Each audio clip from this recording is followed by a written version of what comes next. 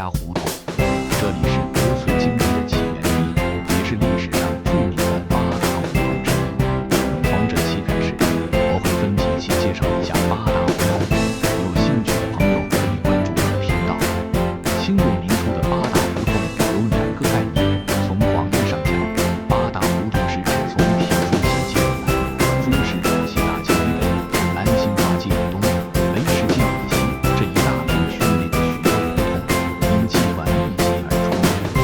从狭义上说，所谓八大胡同，并非某一条胡同的名称，而是由8条胡同组成的。具体哪8条胡同有不同的说法，比较公认的是韩家胡同、柏树胡同、陕西巷、胭脂胡同、石头胡同、棕树斜街、朱家胡同和小义胡同。这8条胡同多为1、2年的起源。这一期我们逛逛韩家胡同。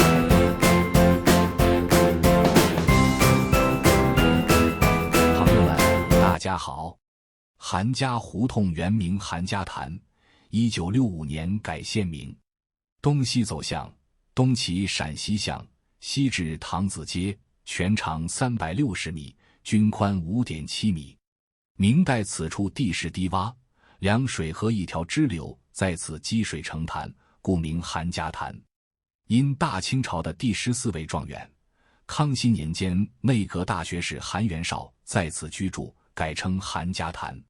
当年这位状元与纳兰性德、蒲松龄等文人私交很好。《聊斋志异》里有一段以韩元绍为原型的袁绍先生与阎王爷的故事。我们在第5期介绍铁门胡同时提到过，蒲松龄把他的老师施于山也写进了《聊斋》。罗刹海市那个美风姿少倜傥的小伙马季，不知道有没有原型，知道的朋友可以留言告知。清康熙初年，戏剧评论家李渔寓居于此，建芥子园。该园根据南京芥子园仿造，之后改为广东广州会馆。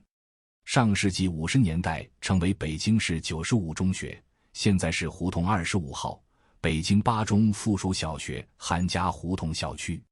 这条胡同还有浙江上虞会馆，老北京梨园工会设在胡同36号，后迁至樱桃斜街。上一期我们讲到过，在韩家胡同里曾发生过的最重要事件就是徽班进京。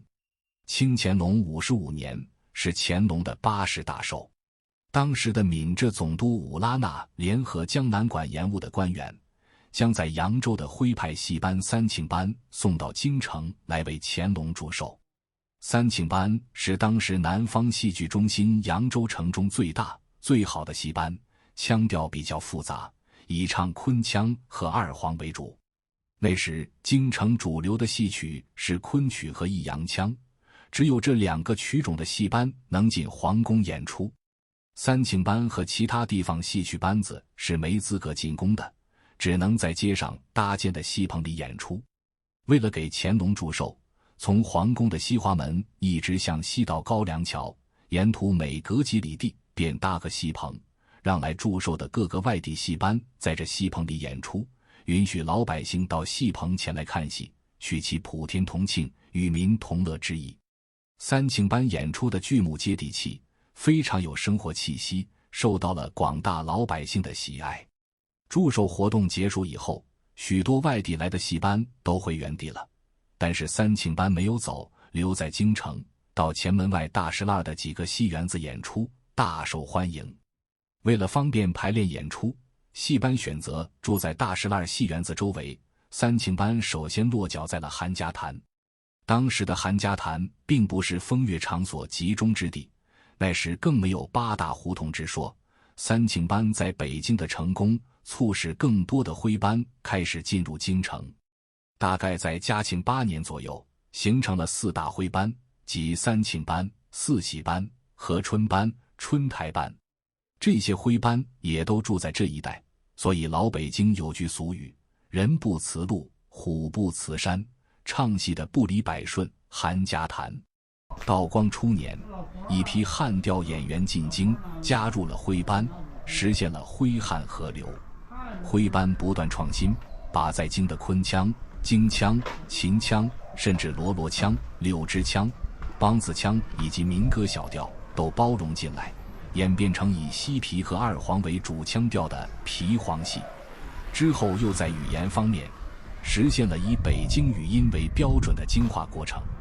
1840年至1860年间，经过徽、汉、京三派艺人的合作，最后在北京形成了唱腔以西皮和二黄为主，念白以京汉语言为主，胡广音家中周韵的一个新剧种京剧。由此可见，没有徽班进京献艺，就没有京剧的诞生。但徽班一开始所演并不是京剧，而是经过70年的演变才产生了这一新的剧种。京剧自诞生以来，曾用过诸多名称，先后曾名乱弹、黄调、京黄、京二黄、皮黄、二黄、大戏等，而京剧这一称谓的出现，据现有资料，首见于光绪2年2月初期上海出版的《申报》，此后京剧方作为剧种名称逐渐通行全国。那么这里怎么后来成为了风月场所呢？清初，统治者吸取明朝荒淫亡国的教训，顺治8年发布了禁娼令，下令京城之内严禁各级官员嫖娼侠妓，违者削职问罪。此政策在咸丰之前贯彻的比较彻底，京城的妓院几乎都关门停业，即使有些私窑暗娼，一般官员也不敢问津。但上有政策，下有对策。清朝的律例禁宿娼而不禁侠幽灵，于是官员们另辟蹊径，找相公成了上层社会的风气。相公就是男性娼妓，开始称相姑，即像姑娘的意思，再谐音为相公。相公是由戏曲活动发展起来的，以旦角为主。官员士绅看中了哪个相公，演完戏就请他喝茶吃饭，慢慢发展为同性间相互爱慕的关系，形成了一种不正常的社会现象。张国荣主演的电影《霸王别姬》里对此有过描述。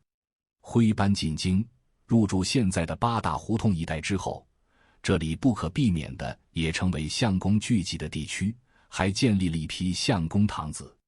写于嘉庆15年的《听春新咏》曾载小庆龄三庆部，色秀貌颜，音调体俊，寓居樱桃斜街之贵和堂。齐如山先生在《齐如山回忆录》中所说，私寓又名相公堂子。在光绪年间，这种私寓前后总共有100多处。到了清末，朝廷禁令渐渐松弛，妓院纷纷出现，男色风气渐转。到了1900年庚子之乱后，八大胡同开始以南方金粉与北地胭脂为主了。民国初年，梨园工会上书北京当局，要求取缔侠幽灵之风。此后，相公一词成为历史。1905年，京师巡警厅开始发放执照，收捐纳税，准许妓院公开营业。当时经官方许可开设的妓院共有300多家，分1等、2等、3等、4等。1等妓院也叫轻饮小班，以喝茶、宴饮、填词弄曲为主，并非只有皮肉生意。2等妓院叫茶室，设施跟1等小班差不多，但妓女从年龄、姿色、身材、服饰等都比1等小班逊色得多。3等妓院称下处，比起2等茶室就更为简陋，房子一般又矮又破，室内陈设粗糙，茶具桌椅都十分普通。4等妓院叫土娼或小下处，这些妓院房屋更加简陋破旧，妓女们容颜衰老，衣着平常，只能靠涂脂抹粉招揽生意。八大胡同之所以出名，就是因为这里是1、2等妓院的聚集地。韩家胡同在民国时期有环彩阁、金美楼、满春院、金凤楼、烟春楼、美仙院、庆元春等20多家，现在都已是民居了。21号就是庆元春旧址，原为一家轻饮小班。这所院子比较宽敞，只有南北两面有2层楼房，每面都是楼上4间，楼下4间，两面共16间房，每间面积约有10平米。庆元春的匾额出自光绪年间书法家李中玉。20号当年应该也是青银小班或茶室，但具体是哪家没有资料可考。八大胡同作为风月场所存在了大概150年，其中将近100年的时间是以相公堂子为主的。而韩家潭当年是八大胡同里相公堂子最集中的地区，与韩家胡同西口相连的一条胡同名为堂子街，据说就与此有关。